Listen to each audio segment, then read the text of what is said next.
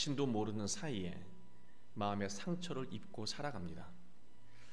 마음의 상처는 몸의 상처와 달라서 처음에는 아프지만 반복해서 입게 되면 어느 순간부터 아파도 아픈 줄을 모르게 됩니다. 아픔에 단련된 것이 아닙니다. 연약한 자아가 마음의 상처와 아픔을 무의식적으로 숨기는 것입니다. 상처와 아픔을 인정하는 순간 인생이 초라해진다고 여기는 것이고, 인생이 바닥까지 떨어질 것 같은 두려움을 느끼는 것입니다. 그래서 나는 아프지 않다, 나는 괜찮다 스스로 세뇌하며 입을 다물어 버립니다. 모든 상처와 아픔은 회복이 가능할 때가 있습니다. 회복 불능의 상태가 되기 전에 마음의 상처와 아픔을 드러내고 치유하고 회복해야 합니다. 그러나 이러한 사실을 우리가 잘 알면서도 잘 안 됩니다. 자신의 연약함을 인정하며 상처와 아픔을 드러내는 것은 매우 어려운 일이기 때문입니다. 정직하고 성실하게 살아온 사람일수록 더 드러내기가 어렵습니다. 왜냐하면 자존심이 강하기 때문입니다. 자존심이 상하느니 내 방식대로 해결하겠다라고 하는 고집을 부리게 되는 것이죠. 말해봐야 우스워진다는 생각이 강하게 듭니다. 우리는 부부 사이에서도 창피해서 말을 할 수 없는 이야기들이 있습니다. 가족 간에도 정말 수치스럽고 자존심 상해서 말할 수 없는 것들이 있습니다. 그리고 친구 사이에도 드러내기 어려운 자존심 상하는 일들이 있습니다. 이러한 현상은 믿음이 있는 사람에게도 언제든 일어날 수 있습니다. 영적으로 깊게 우리 마음이 골아버리면 하나님께 기도할 힘조차 사라지기 때문입니다.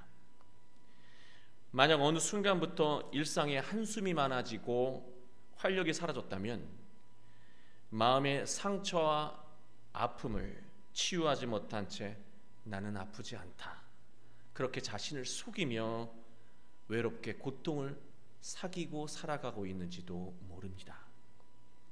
오늘 시편을 쓴 사람은 세상 누구에게도 자신의 아픔을 이야기할 수 없는 사람이 등장하고 있습니다.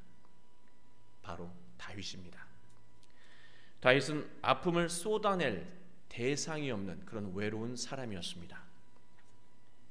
그는 왕이 되기 전에 사울은 천천, 다윗은 만만이라고 하는 민중의 노래 때문에 왕에게 미움을 샀습니다.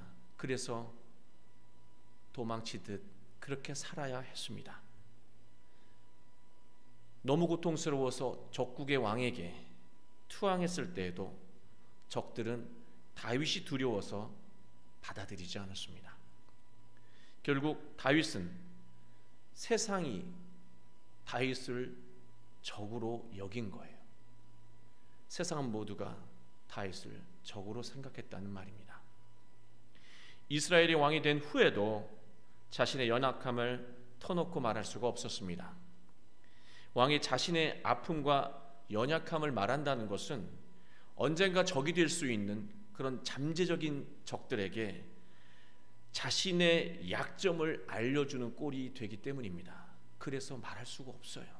그냥 아픔이 있어도, 상처가 있어도, 슬픔이 있어도 그냥 끙끙 앓을 수밖에 없었던 것이 다윗의 인생이었습니다. 다윗은 아파도 아프다고 말할 수 없었고, 슬퍼도 슬프다고 말할 수 없었습니다. 다윗은 평생 외로웠고, 그래서 언제나 하나님뿐이었습니다. 자신의 상처와 아픔을 마음 놓고 이야기할 수 없고 또 위로받을 때도 없는 그러한 다윗의 인생이 기구해 보이지만, 모든 것을 하나님께 위로받고 답을 찾아야 하는 그런 상황이 오히려 다윗에게는 이상적인 삶을 살아가는 삶의 밑바탕이 되었다라고 하는 것입니다. 22편을 전체적으로 읽어보면 다윗의 영적인 상태가 바닥까지 떨어져 있는 것을 우리는 알 수가 있습니다. 1절 말씀 우리가 오늘 읽지는 않았지만 내 하나님이여 내 하나님이여 어찌 나를 버리셨나이까 어찌 나를 멀리하며 돕지 아니하시오며 내 신음소리를 듣지 아니하시나이까. 이 말은 예수님께서 십자가에서 말씀하셨던 그 말씀입니다. 외로움입니다. 다윗은 무엇보다 외로움 때문에 힘들었던 것입니다. 몸이 아픈 사람을 가장 힘들게 하는 것은요, 육체적인 고통이 아니라 마음의 외로움입니다. 누구도 나의 고통과 아픔을 이해하지 못하고 세상에서 나 혼자만 고통 가운데 버려진 것 같은 그 외로움이 마음까지 찢어버리는 것입니다. 다윗은 묻습니다. 나의 조상들은 고통 가운데 있을 때 여호와 하나님을 의뢰하고 의지해서 구원을 받았고 그리고 수치를 당하지 않았는데 왜 나는 하나님을 의지하고 믿고 살아가는데 이렇게 고통 가운데 그대로 방치하시냐고 묻습니다. 사람은 영적인 상태가 바닥까지 내려오면 삶을 비관하며 자기 자신에 대해서 함부로 말하기 시작합니다. 6절 말씀을 보시면 다윗이 이런 말까지 합니다. 나는 벌레요 사람이 아니라 사람의 비방거리요 백성의 조롱거리이니이다. 7절 8절을 보면 더 심각합니다. 나를 보는 자는 다 나를 비웃었으며 입술을 비죽거리고 머리를 흔들며 말하되 그가 여호와께 의탁하니 구원하실걸 그를 기뻐하시니 건지실걸 하면서 조롱한다고 말하고 있습니다. 계속된 상처로 인해 다윗의 마음은 골물대로 골마버렸습니다. 세상을 바라보는 그 시선 자체가 완전히 왜곡되어 버린 것입니다. 19절 말씀까지 우리가 쭉 읽어보면 정말 다윗이 한 말인지 의심이 갈 정도로 여리고 나약한 모습을 숨김없이 드러내고 있습니다. 다윗은 뛰어난 능력을 가진 사람이었습니다. 다윗은 어떤 상황 속에서도 용기 있게 살아왔던 사람이었습니다. 그런 다윗이 상처와 아픔을 계속해서 겪다 보니 영적으로 무너졌고 자신감도 잃어버린 것입니다.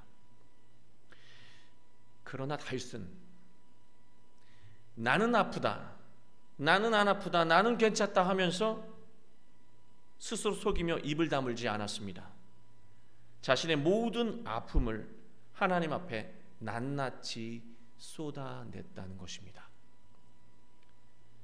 저는 자신의 은밀한 아픔까지 남김없이 하나님께 아뢰는 다윗의 모습이 솔직하다는 생각도 했지만 조금 과한 것이 아닌가, 이렇게까지 섬세하게 다 이야기할 필요가 있을까라는 생각이 들었습니다. 그러나 말씀을 깊이 묵상하다 보니 그게 아니었습니다. 우리가 자신의 상처와 아픔을 정확하게 알지 못한 상태에서 하나님에게 기도하기 때문에 상처와 아픔이 치유되지 않고 회복되지 않는 것입니다. 자신의 모든 아픔과 연약함을 솔직하게 남김없이 모두 하나님 앞에 쏟아낼 때 영적인 치유가 시작되고 고통스러운 인생의 문제에 답을 얻을 수 있습니다. 다윗은 하나님께 구원해달라고 부르짖었고 응답해달라고 외쳤습니다. 그 순간 다윗은 놀라운 고백을 하게 됩니다. 21절 말씀은 그 놀라운 고백인데요.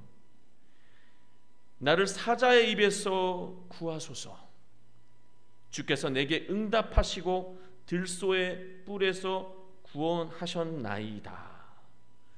앞으로 이 상황에서 구원해 달라고 그렇게 간구하고 기도했는데요, 21절 갑자기 주께서 내게 응답하시고 들소의 뿔에서 구원하셨나이다. 그렇게 고백하고 있습니다. 주께서 내게 응답하셨다. 이 응답하셨다라고 하는 동사 아나라고 하는 이 히브리어인데요. 이 응답하셨다라고 하는 동사가 완료형으로 쓰였습니다. 쉽게 말씀드려서 깨닫고 보니 하나님은 이미 나에게 응답을 완료하셨다는 거예요. 지금까지 수많은 시간 동안 나의 아픔과 괴로움과 상처와 슬픔을 하나님에게 끊임없이 낱낱이 세밀하게 이야기했어요. 그리고 이러한 삶에 대한 답을 달라고, 길을 열어달라고, 응답을 해달라고 기도했습니다. 응답을 못 받았다고 생각한 것이죠. 그러나 고백하는 그 순간, 어느 순간에 이르자 하나님이 이미 나에게 응답하셨구나, 응답이 완료됐구나라고 하는 것을 다윗이 깨달았다는 말씀입니다. 상처와 아픔, 고통을 숨김없이 낱낱이 말씀드리는 그 치유의 과정이 바로 하나님께서 다윗에게 주시는 응답이었다라고 하는 거예요. 하나님이 응답하지 않으면 자존심 상하다고 하면서 숨기고 안 아프다고 하면서 나는 괜찮다고 하면서 스스로를 쇠뇌합니다. 그러나 다윗은 누가 비웃든 간에 상관없이 하나님 앞에 자신의 나약함과 연약함, 그리고 부족함과 불의함을 하나하나 다 고백하고 아뢰었습니다. 그 자체가 벌써 하나님의 응답이 완료가 됐다는 말씀입니다. 우리는 하나님의 응답이 지금까지 경험하지 못한 무슨 기발한 묘수인 것 같은 생각을 할 때가 있습니다. 정말 이런 게 있는지 몰랐어. 이야, 기가 막히네. 정말 하나님은 대단하셔. 뭐 그런 답을 하나님의 응답이라고 기대할 때가 있어요. 그러나 하나님의 응답은 우리의 생각과 다르다는 것입니다. 우리가 하나님께 아픈 것을 아프다고 말하고 우리의 힘든 것을 힘들다고 숨김없이 고백하고 자신의 나약함과 불의함을 그대로 인정했다면 이미 하나님의 응답이 이루어진 것입니다. 하나님은 인간의 생각으로 답하지 않으시고 하나님의 뜻으로 답하십니다.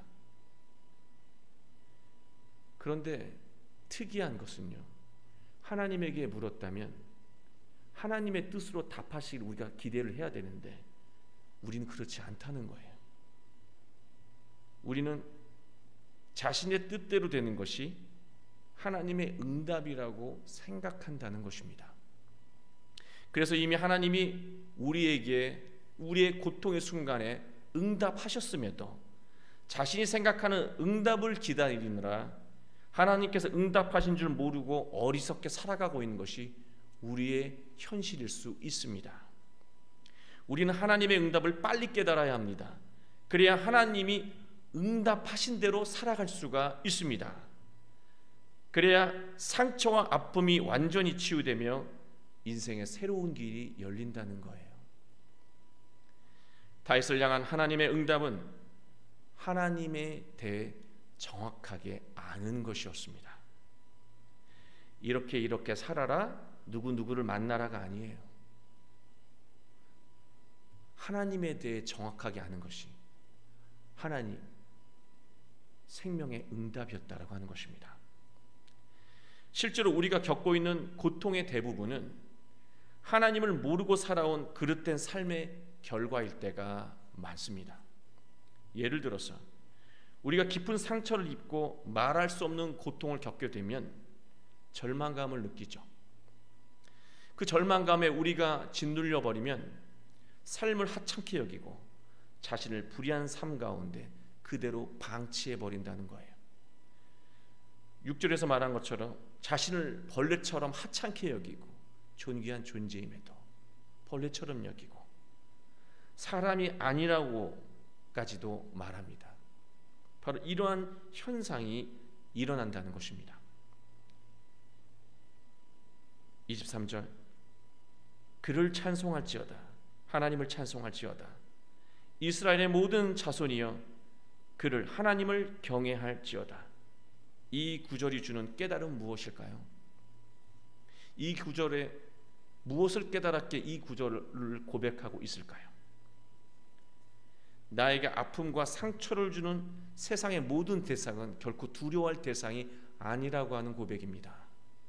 오직 두려워해야 될, 경외해야 할 대상은 하나님뿐임을 그는 고백하고 있습니다.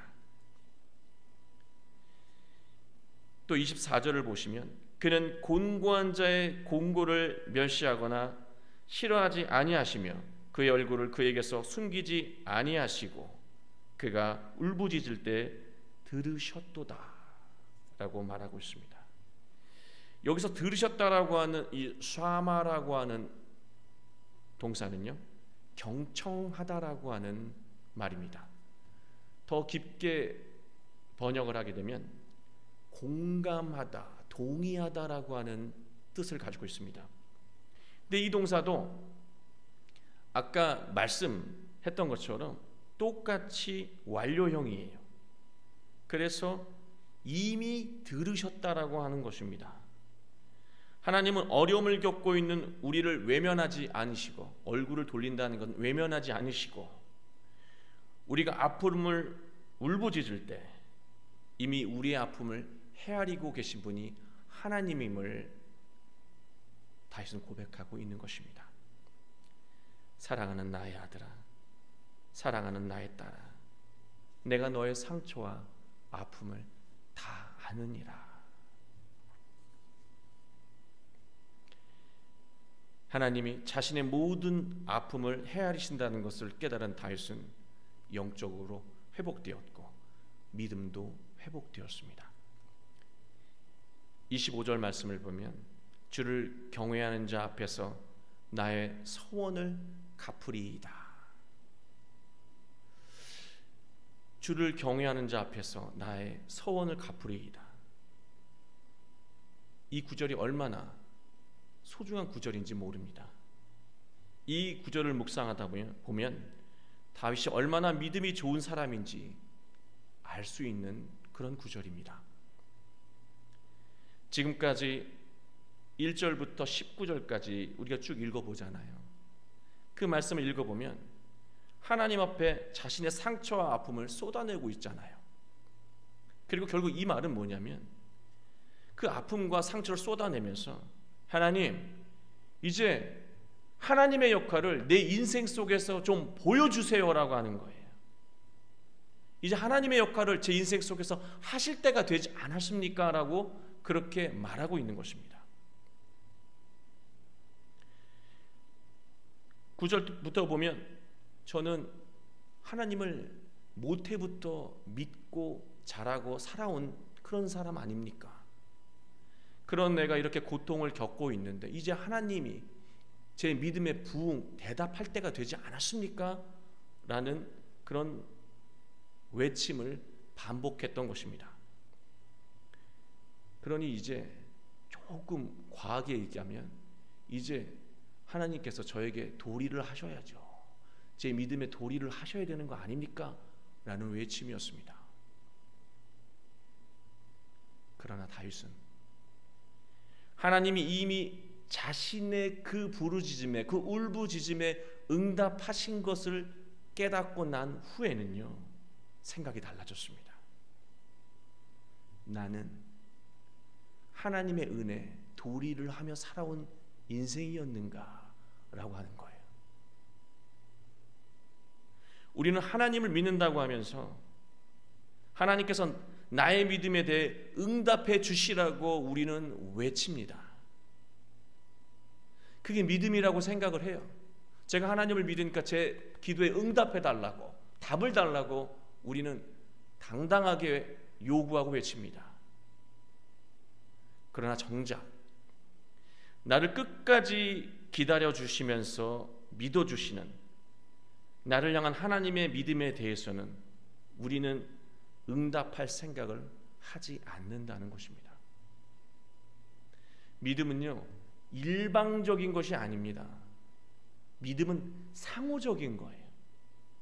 내가 너를 믿고 네가 나를 믿고 내가 하나님을 믿고 나는 하나님에게 믿을 만한 아들이 되고 딸이 되는 것, 그게 바로 믿음이고 믿음의 관계입니다. 믿음으로 구원을 받는다라고 하는 건 다르게 해석하면 내가 하나님 보시기에 믿을 만한 아들, 믿을 만한 딸로 살아갈 때 우리의 삶 가운데 구원이 이루어진다라고 말할 수 있는 것입니다.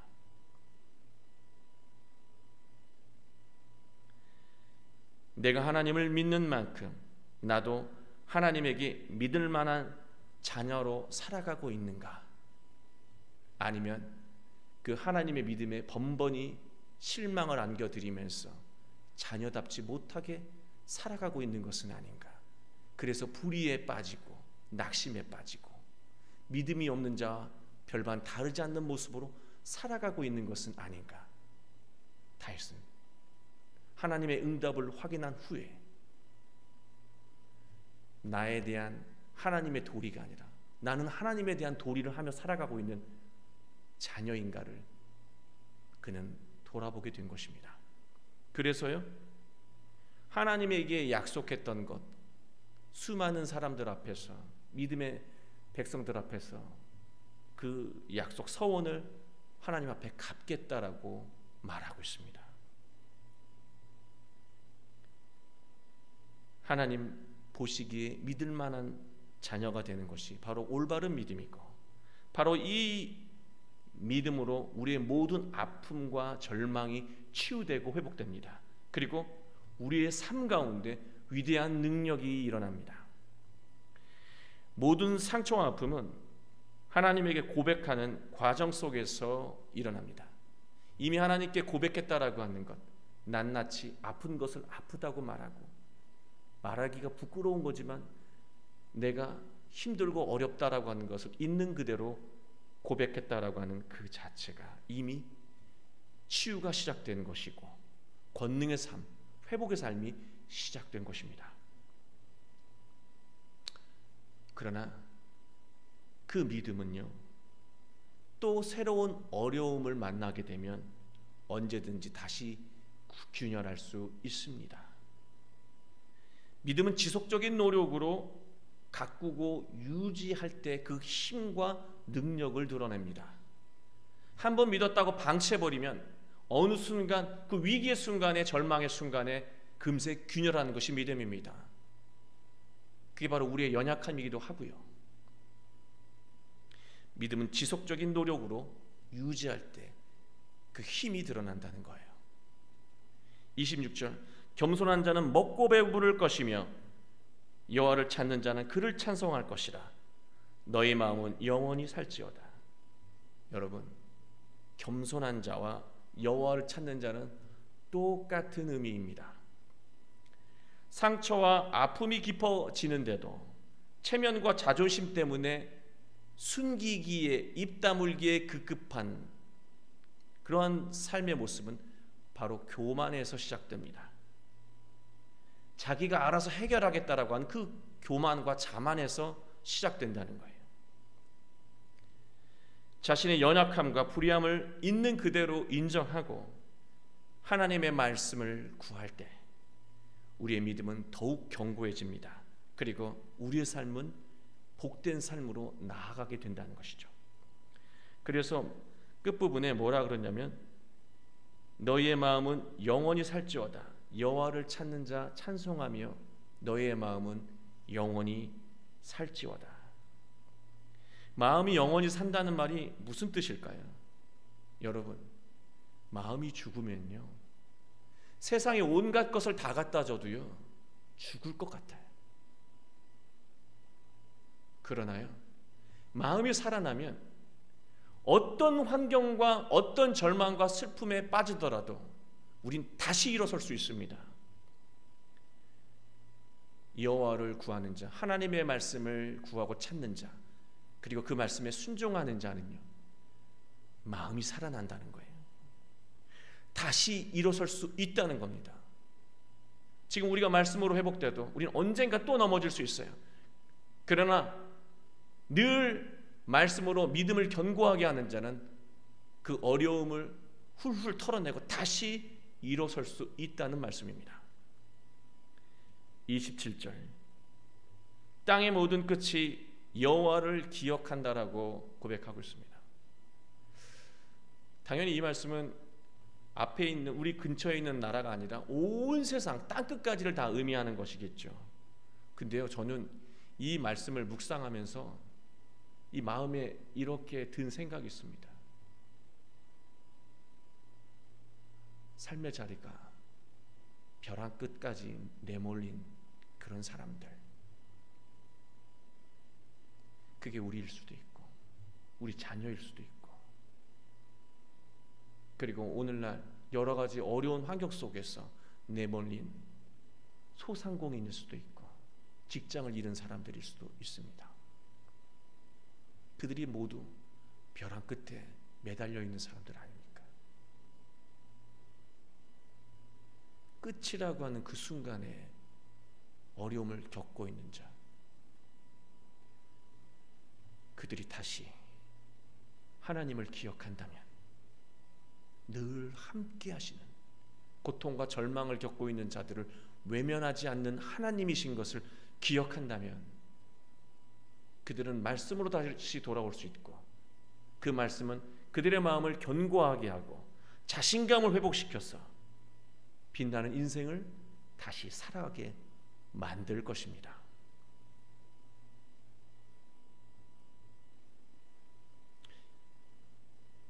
바로 다윗은 이렇게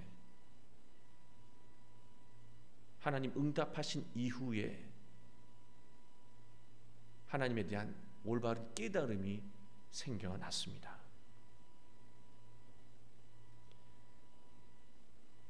우리는 알게 모르게 깊은 상처를 입고 고통에 신음하며 살아가고 있습니다. 이제 하나님께 아프다고 말씀하십시오. 그리고 힘들 때 힘든 것을, 작은 것 하나까지, 부끄러운 것 하나까지 다 하나님께 고백하십시오. 하나님은 사람들처럼 삐죽거리며 비웃지 않습니다. 하나님은 우리의 연약함을, 그 작은 연약함까지도 하나님은 어루만져 주시고 헤아려 주시고 그에 필요한 치유와 회복을 이루어 주십니다. 그리고 마음의 회복, 영적인 회복뿐만이 아니라 우리의 삶을 권능으로 다시 일으켜 세우신다는 것입니다. 아프다고 말하십시오. 힘들다고 그대로 하나님께 말씀하십시오. 하나님은 우리에게 필요한 깨달음을 주시고 다윗처럼 회복의 길, 능력의 삶으로 인도해 주실 것입니다. 기도하겠습니다.